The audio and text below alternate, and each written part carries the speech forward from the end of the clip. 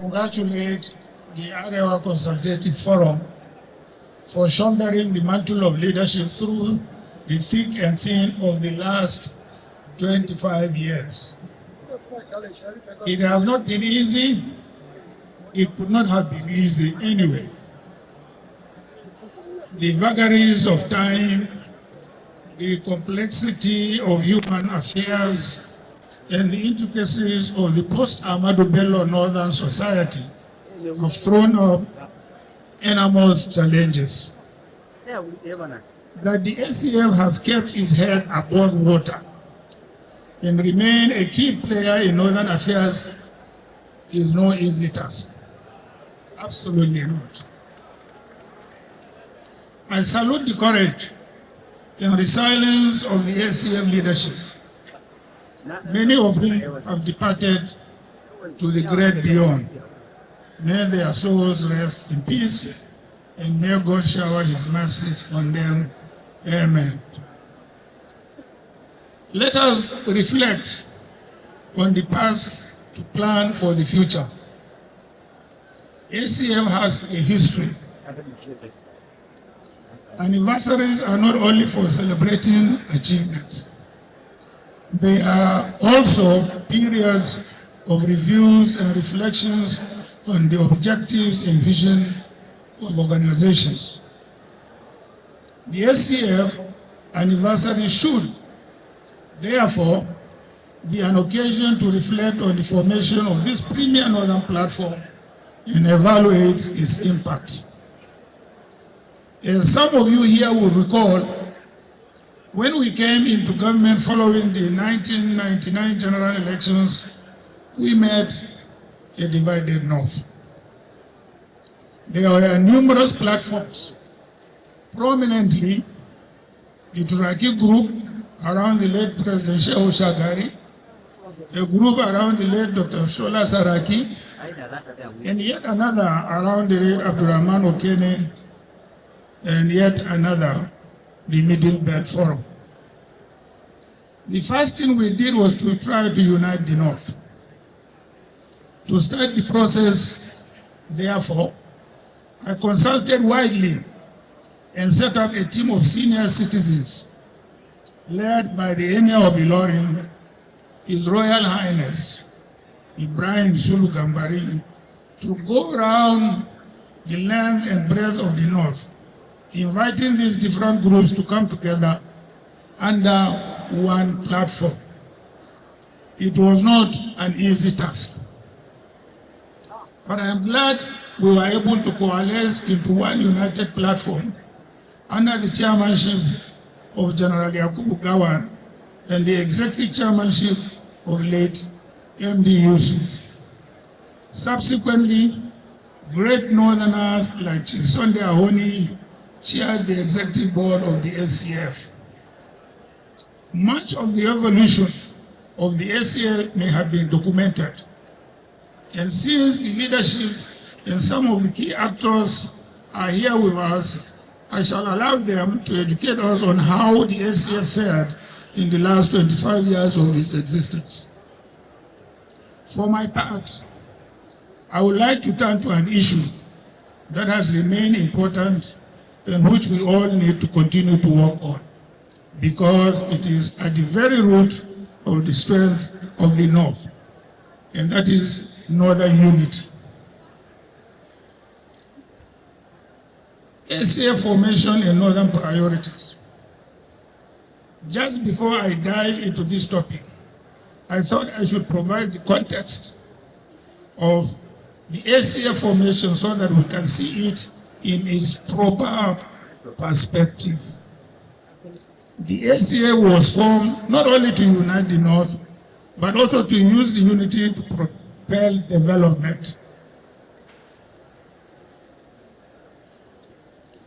After addressing the issue of unity, we sought to align the pristine Northern agenda of the 60s, led by Sir Ahmadu Bello and his team.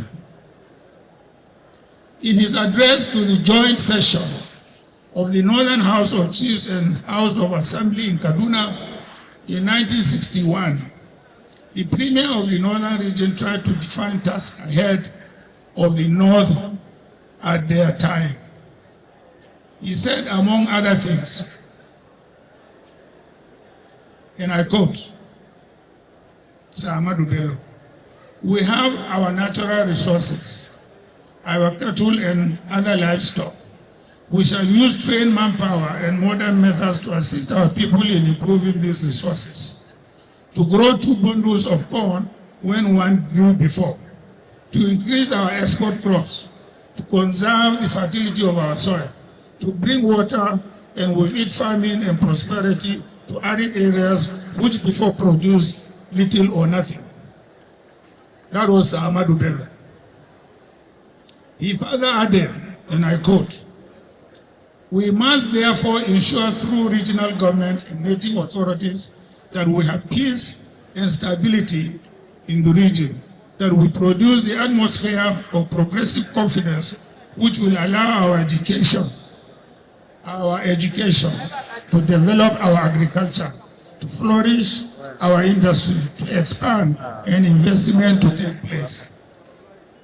Distinguished ladies and gentlemen, you must have noted the 3 things that came out clearly as the priority of the then Northern people as articulated by his leadership: education, agriculture, and industries.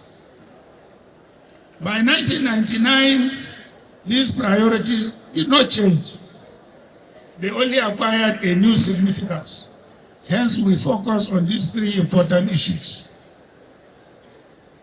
Actualizing the vision, the Northern Development Program, called NDP. I created a special purpose vehicle known as the National Development Program to actualize this prioritization.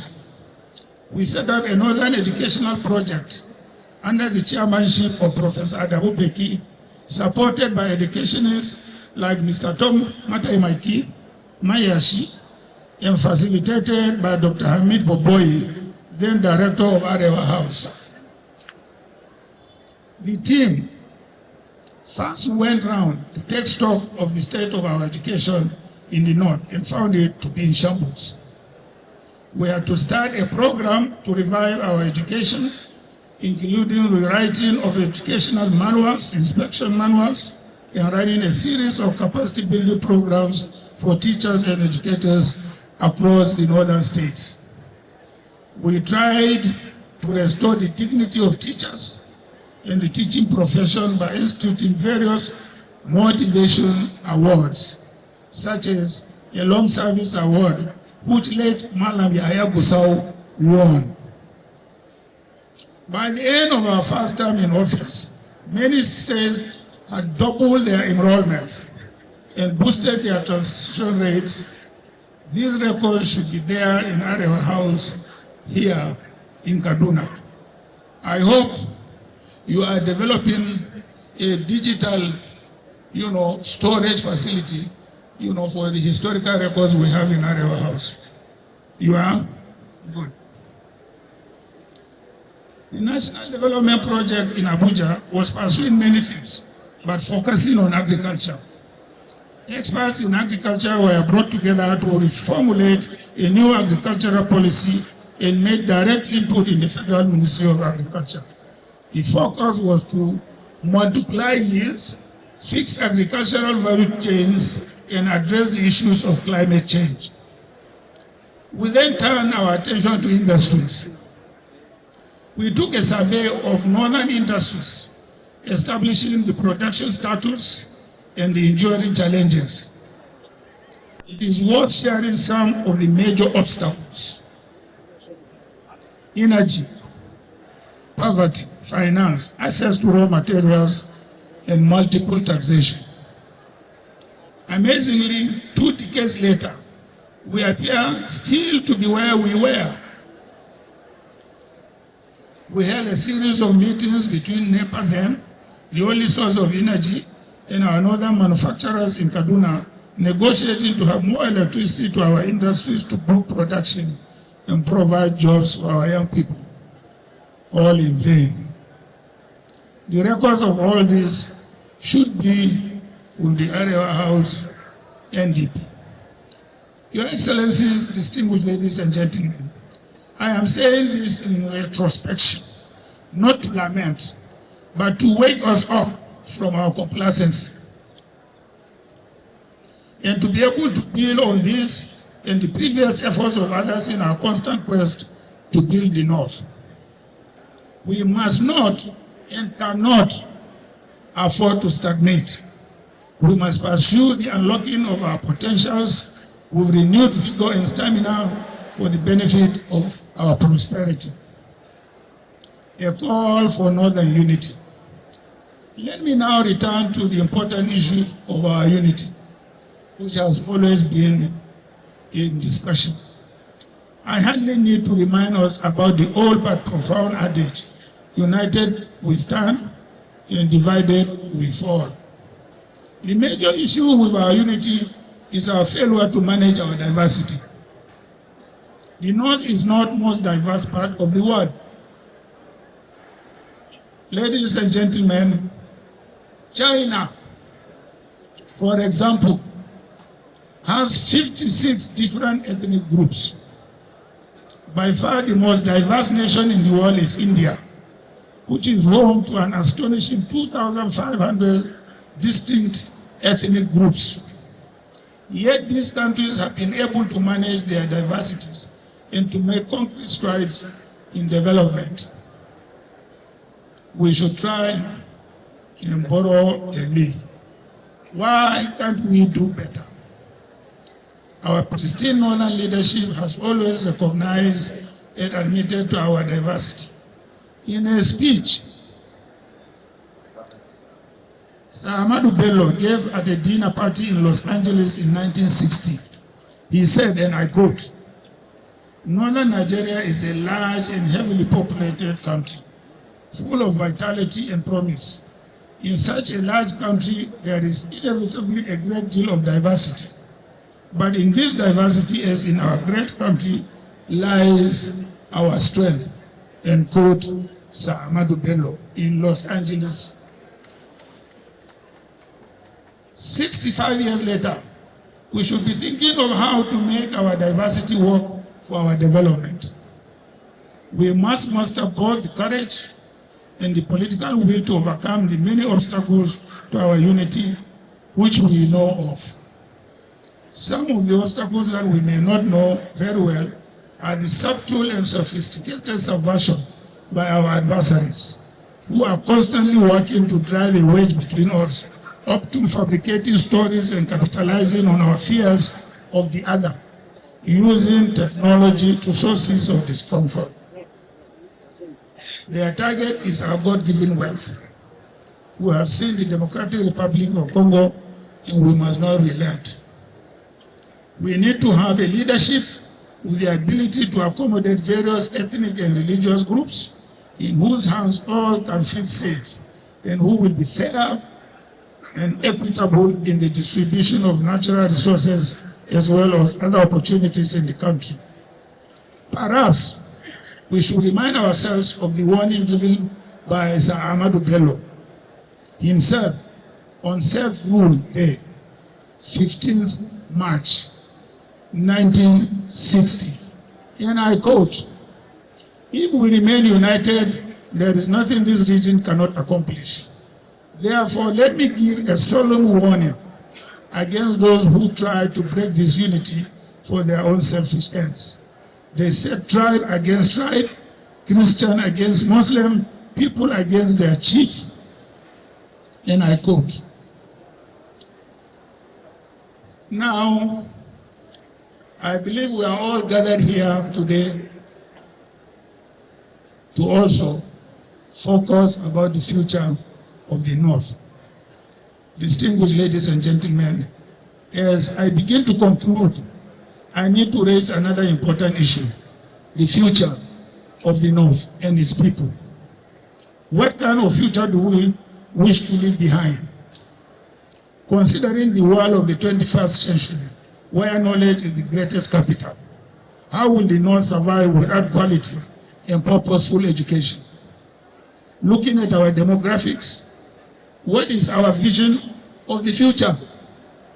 By United Nations projections, Nigeria will be 300 million in 2030 and well over 400 million in 2050, which will make it the third most populated country after India and China. How do we feed this population? If today we are battling with huge growing deficits, how do we educate this population and provide health care? How do we provide jobs for the teeming youth in their hundreds of millions? These are the critical questions we need to address, for these are the big issues for every community around the world today. We have to face them and deal with them or resign to the consequences, and God forbid. The competitive environment of the 21st century will not accept complacency. It will not accept absentee leadership. And worst of all, it will not accept a leadership without vision or direction. And I believe Nigerians will not do it, especially in the North. Distinguished ladies and gentlemen, we have to press on. We don't have much time. In my closing appeal, this short speech, I would like to appeal to our sense of responsibility as Northern leaders, to reconsider our priorities and rise up to the numerous challenges facing the North. We have seen how the North remembers its true leaders, like Ahmadu Bello, gone for a long time but still remembered every day. Let's ask ourselves, how would we like to be remembered after we have gone? As people who made the necessary sacrifices to the rest of us, or as people who seized the opportunities and only buttered their bread? If there is any time for the North to unite, it is now and it is today, not tomorrow. And it is my ardent hope that we should resist those trying to divide us along ethnic and religious lines and rise above these differences. Look at the challenges on the horizon and come together as the one people we have always been. May God guide us aright as we endeavor to deliver on our responsibilities. I thank you all for listening, and I thank the leadership of the ACF for organizing this anniversary celebration. God bless you all. Thank you very much.